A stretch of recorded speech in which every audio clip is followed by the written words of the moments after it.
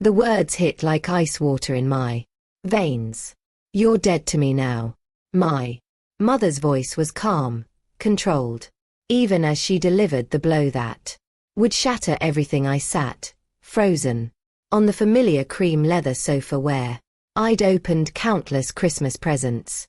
As a child, my hand instinctively moving to my 7-month pregnant belly. The twinkling lights on the tree behind her seemed suddenly too bright, like staring directly into headlights. My father didn't look up from his newspaper. Michael, lounging on the couch with his phone, actually smirked. The Christmas morning silence stretched between us like broken glass, and all I could taste was the metallic flavor of shock. Out of the will, too, she added, arranging imaginary lint on her perfectly pressed holiday dress. I want nothing to do with you or that baby. For exactly 3 seconds, I sat there processing that my mother had just disowned me for being pregnant. Then my training as a nurse kicked in. The same steady calm that had gotten me through medical emergencies and difficult patients. I reached into my purse, pulled out the carefully wrapped Christmas present I'd spent weeks preparing, and placed it gently on the coffee table. "Merry Christmas, Mom," I said quietly, then stood and walked out of that house forever. My name is Rebecca. I'm 28 years old and a registered nurse. This is the story of how I gave my toxic family exactly what they deserved. Growing up as the daughter of old Portland money comes with unwritten rules. My grandfather built a lumber empire in the 1950s, and my mother, Patricia, has spent her entire life acting like that makes us royalty. Country club memberships, charity luncheons where wealthy women pick at salads and judge everyone beneath their station. Very specific ideas about who people like us should marry. In her world, I should have found a doctor or lawyer by now, someone she could brag about at bridge club.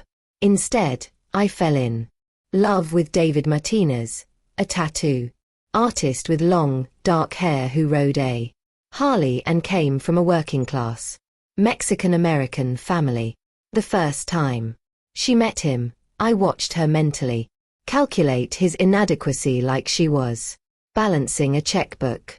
What made the rejection even more twisted was my brother Michael's situation. At 25, he still lived in our parents' basement, supposedly finding himself between his brief stints at various jobs. Yet, somehow, he felt entitled to lecture me about David's lack of direction while Mom paid his rent and car insurance. But I didn't know about that financial arrangement yet. That revelation would come later, and when it did, it would expose the stunning hypocrisy at the heart of my mother's righteous judgment. The breaking point came on Christmas morning. David and I had been married for 6 months, a beautiful ceremony his warm family had embraced while my parents sat stone-faced through every moment. When I discovered I was pregnant, I naively believed that becoming grandparents would soften their attitude. I actually thought their first grandchild would matter more than their prejudices. I drove to their house that morning, carrying more than just Christmas presents. Hidden in my purse was documentation I'd been gathering for months, a comprehensive file that would destroy my mother's carefully constructed world if she pushed me too far. Walking into that perfectly decorated living room, I felt the familiar tension that had become our family's default setting. Mom offered coffee with fake politeness. Dad buried himself in the newspaper. Michael scrolled through his phone, already preparing to be entertained by whatever family drama was about to unfold. "I wanted to tell you in person," I began, My voice steady despite my racing heart. You're going to be grandparents. The baby is due in late February. We're very happy and hope you'll want to be part of your grandchild's life. The silence that followed felt like standing on the edge of a cliff. My mother's face went through several expressions: shock, disgust, cold calculation before settling on pure fury. That's when she delivered the death blow. You're dead to me now. Then the will threat, the complete rejection of her first grandchild, the casual destruction of 28 years of what I'd foolishly believed was unconditional love. What my mother didn't know was that the Christmas present I left behind contained a USB drive with months of carefully documented evidence, financial records showing irregular withdrawals from family accounts, medical records documenting my stress-related health issues that started precisely when I began dating David. Screenshots of text messages and emails showing her pattern of manipulation and emotional abuse. But the real nuclear option was the copy of my grandfather's revised will. 6 months before he died, Grandpa had quietly changed his estate planning. He'd watched my mother's treatment of me with growing disgust, and in his final will, he left the bulk of his personal fortune directly to me, explicitly bypassing my mother. This was separate from the business holdings my parents controlled. She'd never known because the lawyer had kept that portion confidential per Grandpa's instructions. It would only be revealed if certain conditions were met. One of those conditions was my mother attempting to disinherit me. Along with the financial bombshell, I'd included a handwritten letter explaining everything. How her rejection had affected my health during pregnancy. How I tried to build bridges while she burned them. How I was done begging for love from someone who made approval conditional on compliance. And how as of Christmas morning she was permanently blocked from my life. 3 days later my mother's lawyer called. She'd opened the present. The lawyer had kept my contact information as executive of my grandfather's estate, which allowed him to reach me despite my mother having no way to contact me directly. The fallout was spectacular. Within a week, I learned that my father couldn't handle how Mom had treated me. They started fighting constantly about her cruelty, which led to him discovering something else during their explosive arguments. She'd been secretly giving Michael $2,600 every month for over 2 years. Money, she'd told Dad, was for household expenses and charity donations, $43,000 total, all while lecturing everyone about financial responsibility and rejecting David for being economically unsuitable. The hypocrisy was staggering. 8 months after Lily was born, Michael showed up at our house, looking terrible, thinner, unshaven, wearing clothes that looked slept in. He'd managed to find our address through a mutual friend from high school who'd seen my social media posts about the baby. But when he saw my daughter, his expression transformed to pure wonder, followed immediately by what looked like grief. "She's beautiful," he whispered. "She looks just like you did as a baby. Mom and Dad are getting divorced," he told me. "And she's been stalking you. She hired a private investigator to get photos of you and Lily. She has a whole scrapbook."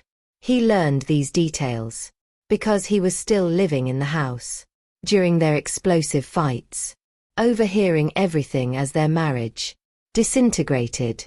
I got a restraining order the next day, but Michael surprised me by actually changing, getting his own apartment, finding steady work, proving he could be the uncle Lily deserved, without sharing information back to our mother. Exactly 1 year after that devastating Christmas morning, David and I renewed our vows on Lily's first birthday. We were surrounded by people who'd actually supported us through everything, as we promised to keep choosing each other every day. I looked at our small but genuine gathering and felt complete. My grandfather's inheritance gave us options we'd never imagined.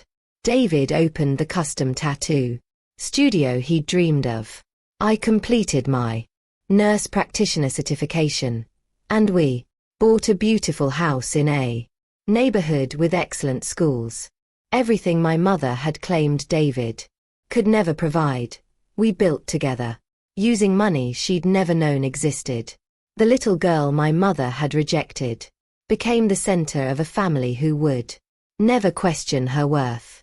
Sometimes the best Christmas gift is discovering you don't need the people who were never truly family to begin with.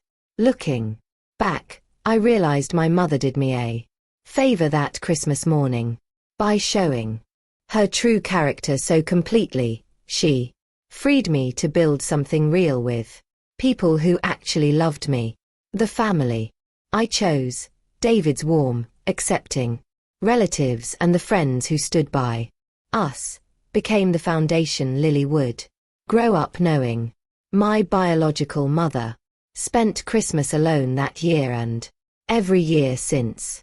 The divorce was finalized 6 months after their initial separation, with my father keeping most of the family business assets while she received a modest settlement. The country club friends she'd worried about impressing had their own opinions about a woman who'd disown her pregnant daughter. The charity board she'd served on quietly asked her to step down after word spread about the family scandal. Information I learned through the same social circles that had once intimidated me.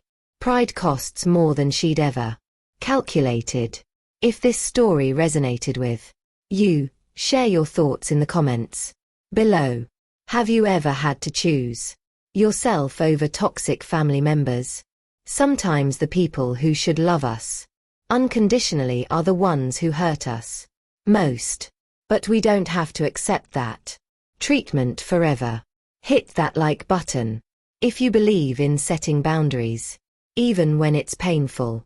Subscribe for more stories about finding strength when family fails you. And remember, the family you choose is often stronger than the one you're born into. Before you go, here's a quick bonus for sticking around.